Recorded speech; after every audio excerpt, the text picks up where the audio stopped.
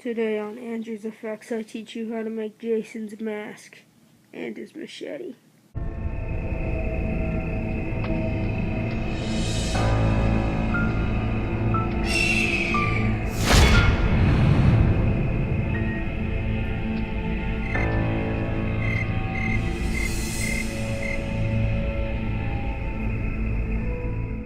Things you're going to need for this build will be an assortment of spray paints, black, brown, flat, and whatever. An old prop machete, kinda looks bad.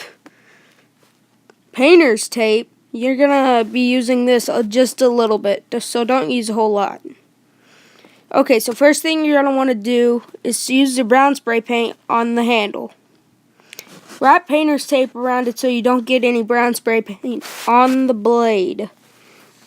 Now, remember to spray paint 3 inches away from your target. I accidentally messed up on the top of it, but once you do that, you can take the painter's tape off.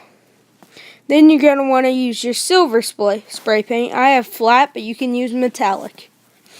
Then you're going to want to paint the blade, but make sure you put painter's tape around the hilt a little bit so that you don't get any of it on like the brown part. And I forgot to mention, this part is totally optional, red spray paint, and you can use this to paint the blade and give it like a running blood kind of effect.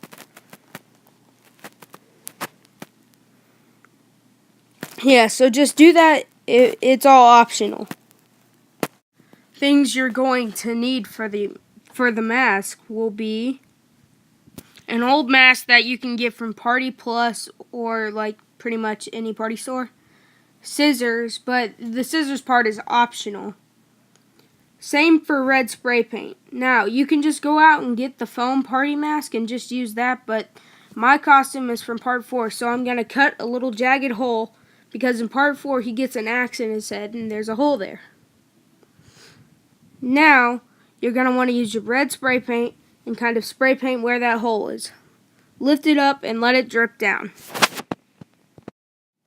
So, if you followed all the steps correctly, it should look a little something like this, along with this.